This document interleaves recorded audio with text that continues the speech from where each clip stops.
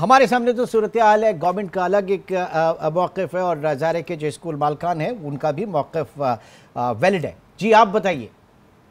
बहुत शुक्रिया इमरान सुल्तान साहब अपने प्रोग्राम में मदऊ करने का। और काफ़ी सारी बातें हो गई हैं। मोहतरमा राफिया साहब ने भी बातें की और अलीम साहब ने भी बातें की। मैं कोशिश करूंगा जल्दी जल्दी सारी पॉइंट्स को एड्रेस कर सकूं। देखिए, आपने शुरू में इंट्रो में कहा कि पेरेंट्स को जिहाद करना पड़ रहा है। बिल्कुल आपकी बात 100% दुरुस्त है, मैं इत्तेफाक करता हूँ। ये जिहाद बराए तालीम कर रहे हैं पेरेंट्स, और किस तरह कर रहे हैं, अपना पेट काट के कर रहे हैं, 2 वक्त भूखे रह के कर रहे हैं, किस तरह कर रहे हैं ये पेरेंट्स ही जानते हैं। ये बिल्कुल बिल्कुल 100% आपने सही कहा कि ये जिहाद है। अच्छा, आपने कहा कि आप सारे स्कूलों की बात नहीं कर रहे, चंद एक ऐसा है जो इस तरह से करते हैं जिनकी शिकायतें आ रही हैं। मैं आपसे ये कहूँगा कि चंद एक ऐसे हैं जो ऐसा नहीं करते, बाकी सारे स्कूल ऐसे ही कर रहे हैं जिनकी शिकायतें आ रही हैं। सारे स्कूल, चंद एक को छोड़ दें, बहुत ही राई के दाने के बराबर कोई तादाद होगी इनकी। अच्छा, दाखिला फ़ीस और माहाना फ़ीस का मैडम राफिया ने कहा कि सिर्फ इसकी इजाज़त है, और उन्होंने बिल्कुल दो टोक अंदाज में बताया कि उन्होंने किसी स्कूल को एनुअल चार्जेस की इजाज़त नहीं दी है। हमारे पास जब पेरेंट्स जाते हैं, 100 में से 90 स्कूल एनुअल चार्जेस चार्ज कर रहे हैं, मांगते हैं, और वो पेरेंट्स जब स्कूल से पूछते हैं कि क्या आपके पास अप्रूवल है, अव्वल तो वो दिखाते नहीं है, कहते हैं कि हमारे पास अप्रूवल है, नहीं दिखाते हैं, शक होता है कि वो गलत गलत कह रहे हैं। इसके लिए फिर हम मैडम से रब्ता करते हैं, पता चलता है कि नहीं दिया गया है। लेकिन मैं नाम ले रहा हूँ कि स्कूल का पिंगू स्कूल है, उनका कई ब्रांचेज हैं उनकी। पिंगू स्कूल ने पेरेंट्स को शो कर दिया है। अब मैडम राफिया का ये मैं उनसे दरख्वास्त करूंगा कि आप ये चेक करें, आपने कहा कि आपने किसी को नहीं दिया है, वो शो कर रहे हैं, क्या वो सही दिखा रहे हैं या वो गलत दिखा रहे हैं। ये एक स्कूल है और ऐसे कई स्कूल हैं जो जिनका ये दावा है कि उन्होंने एनुअल चार्जेस अप्रूव करा लिए हैं।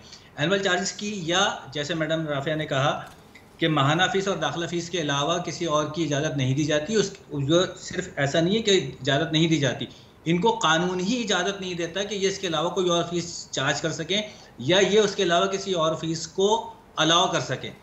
एक रूल 7(4) है जिसमें इंतहाई एमरजेंसी की सूरत में साल के दौरान इनके पास पावर है कि वो कोई फीस लेने की इजाज़त दे दें। मिसाल के तौर पर सुप्रीम कोर्ट के फैसले में मिसाल दी गई बाकायदा इस बात की कि मिसाल के तौर पर जो APS स्कूल वाला वाक़या हुआ था, उसके बाद सिक्योरिटी के इश्यूज आए थे, स्कूलों को हिदायत की गई थी कि आप सिक्योरिटी मेजर्स को बढ़ाएं। ये अचानक आने वाली उफ्ताद थी स्कूल्स के ऊपर, तो उस सूरत में उनको मजीद फंड्स की ज़रूरत थी, और उस सूरत में उनको अलाउ किया जा सकता था कि वो 7(4) का इस्तेमाल करें और 7(4) के तहत कोई अलग ट्यूशन फ़ी या दाखिला फ़ीस के अलावा कोई फ़ीस चार्ज करने की इजाज़त दे। इसके अलावा ऐसी उफ्ताद, ऐसी मुसीबत, ऐसे तूफ़ान के अलावा 7(4) का कोई इस्तेमाल नहीं है। सुप्रीम कोर्ट के फैसले में बिल्कुल वाज़ेह लिखा हुआ है। अच्छा, दाखिला फ़ीस के हवाले से भी मैं बात करूँगा। दाखिला फ़ीस बिल्कुल अलाउ है, कानून में भी अलाउ है। सिंध की अगर मैं बात करूँ तो सिंध में जो कानून है वो ये है कि जो ट्यूशन फ़ीस ली जाती है, दाखिला फ़ीस उसके 3 गुना से ज़्यादा नहीं हो सकती, which means it cannot be more than 3/4 of the tuition fees that the school has been charging from the students. यहाँ पे ये हो रहा है कि 5-5, 6-6, 7-7 गुना फीस चार्ज होती है दाखिला फीस, और उसको कोई रोकने टोकने वाला नहीं है। इनके पास हम शिकायत लेके जाते हैं, ये फौरी एक्शन लेते हैं, लेटर भेज देते हैं स्कूल को, एक्सप्लेनेशन मांगते हैं, फिर स्कूल सुस्ती दिखाए, आए ना आए। कुछ केसेस ऐसे भी हैं जिनमें स्कूल की सस्पेंशन भी हुई है, लेकिन आप यकीन करें कोई फर्क नहीं पड़ा। सस्पेंड होने के बाद भी स्कूल वैसे ही चलते रहे, वो फीस वैसे ही चार्ज करते रहे। अभी मुझे बहुत कुछ कहना है इमरान साहब, मुझे आप टाइम दीजिएगा। रनिंग बिजनेस आपने कहा, बिल्कुल ये बिजनेस ही हो रहा है, ये कोई तालीम की खिदमत नहीं हो रही। और जिस तरह से ये पेरेंट्स से बिहेव करते हैं, 1 जुलाई की फीस पेरेंट्स से डिले हो जाती है तो इन्होंने O लेवल्स के रिजल्ट रोक लिए, उनको पेरेंट्स को बेइज्जत के दरवाजे पे बच्चों के रिजल्ट नहीं दिए, उनको वापस भेज दिया कि जुलाई की फीस दो, जुलाई के महीने में जुलाई की फीस दो, अगस्त के महीने में जुलाई की फीस दो। अगस्त के महीने में चले बनता है, लेकिन एक महीना, जो बच्चा 11 साल इस स्कूल में पढ़ चुका है, अगर 1 महीने डिले हो गई है फीस, अभी आपको सिर्फ कॉपी देनी है उसकी, O लेवल्स के रिजल्ट की सिर्फ कॉपी देनी है, ओरिजिनल सर्टिफिकेट अभी आना है, लेकिन ये वो कॉपी देने के रवादार नहीं होते। आप सोचें उन बच्चों पे क्या गुजरती होगी कि जिनके दोस्त और साथी रिजल्ट लेकर के जा रहे हैं, और ये बच्चा बेचारा मुंह देख रहा है कि इसके पेरेंट्स ने अभी फीस नहीं दी है तो उसको रिजल्ट नहीं मिलेगा, बाकायदा बेइज्जत करके निकाला जाता है स्कूल से। इसके बाद मैं बात करूंगा स्टेशनरी की। स्टेशनरी, ये कहा, अभी अलीम साहब ने ये कहा कि हम फैसिलिटेट करते हैं। मुझे बड़ा अफसोस है अलीम साहब, मुझे नहीं पता आप किस स्कूल की बात कर रहे हैं। आप फैसिलिटेट नहीं, आपके जो मेंबर्स हैं वो फोर्स करते हैं कि स्टेशनरी भी हमारे से खरीदो, यूनिफॉर्म भी हमारे से खरीदो। मुझे तो शक है अभी आइंदा जूते चप्पल भी आपके यहाँ से खरीदने पड़ेंगे। तो ऐसा नहीं ठीक है है, कि आपका पॉइंट आ गया। मैं कुछ अलीम साहब की तरफ भी चलना चाहूंगा। अलीम साहब, उन्होंने कहा कि रूल 74, आप सबको टाइम दिया इमरान साहब, मुझे दो सर मैंने आपको बिल्कुल टाइम दिया, मैं थोड़ा सा जरा इधर भी तो आ जाऊं ना। रूल 74, आप मेरे पास वापस आइएगा। अच्छा, ये फरमाइएगा किस कानून के तहत ये जो लिया जा रहा है लॉ बीच में ना, जब ये कह रहे हैं कि रूल 78 जो है वो इमरजेंस उसमें जो है अलाउ करता है, तो किस कानून के तहत ये सारी फीसें वसूल की जा रही, जब गवर्नमेंट ऑफ सिंध ने मना कर दिया या फिर सुप्रीम कोर्ट का? मैंने तो इस पे बात ही नहीं की, मैं तो यही कह रहा हूँ। नहीं, आप स्कूल्स को रिप्रेजेंट कर रहे हैं तो मैं उसके ऊपर बात कर रहा हूँ। मैं ये बात कर रहा हूँ कि जो गवर्नमेंट का जो रूल बताया जा रहा है बिल्कुल सही है। जो ये बता रहे हैं, जो राफिया मल्ला बता रही हैं, बिल्कुल सही है। अच्छा, अब ये बताइए कि जो स्कूल्स इसके खिलाफ वर्जी कर रहे हैं तो उनके खिलाफ क्या होना चाहिए? अब कार्रवाई होनी चाहिए। नहीं तो पेरेंट्स क्या कार्रवाई करेंगे? क्या मतलब पेरेंट्स थोड़ी कार्रवाई करेंगे? एग्जैक्टली, पेरेंट्स तो सफर कर रहे हैं ना वो। मतलब अगर किस लेवल पे जाके कोई ना कोई तो आपका एक ऐसा प्लेटफॉर्म होगा कि जिस पे जाके वो अप्रोच करें। आप हमारी एसोसिएशंस हैं, एक पेज पे है अल्हम्दुलिल्लाह, किसी भी एसोसिएशन से जो राब्ता कर ले। आप प्रोसीड करेंगे उन केसेस? मैं करूंगा, आप मुझे मौका दीजिए। जो स्कूल कर रहा है हम जाने के लिए तैयार हैं। हमूद साहब आप क्यों नहीं? हमूद साहब मेरे साथ चले। जी हमूद साहब, देखिए, मैं कल एक और प्रोग्राम में इन्हीं के एक और साथी तारिक शाह साहब हैं, उनके साथ बैठा था, उनका भी यही कहना था। लेकिन ये सब हम एक्सपीरियंस कर चुके हैं, जब इनसे राब्ता किया जाता है तो ये गोलमोल बातें करते हैं, नहीं आते हैं। एक दफा तारिक आप मुझसे राब्ता कीजिएगा। मुझे बात पूरी करने दें जी। एक जगह तारिक साहब गए 100 शिकायतों में, और उसके बाद उन्होंने उसका भी फॉलो अप नहीं किया। ये कह रहे हैं, अलीम साहब कह रहे हैं, मैं इनसे भी राब्ता कर लूंगा, मैं इनसे भी, इनके साथ भी कोऑर्डिनेट करने की कोशिश कर लूंगा, और जो रिजल्ट होगा अगले प्रोग्राम में मैं आपको बता दूंगा। एग्जैक्टली, हम फॉलो अप रखेंगे इसका। अब मैं जी एक सेकंड जी। हमूद साहब, एक बहुत इमरान साहब बहुत इंपॉर्टेंट बात हुई है, दोनों ने की है, मैडम राफे ने भी की है, अलीम साहब ने भी की है, 10% फ्री शिप के हवाले से। अलीम साहब ने बिल्कुल सही कहा, यह कानून 10% का जो है वो 2005 से है, और 2013 में जो अमेंडमेंट आई वो इस रूल के अंदर, इसमें कोई अमेंडमेंट नहीं हुई। ये अभी भी जैसे 2005 में था, आज तक 2024 में 19 साल से ये वैसा ही है।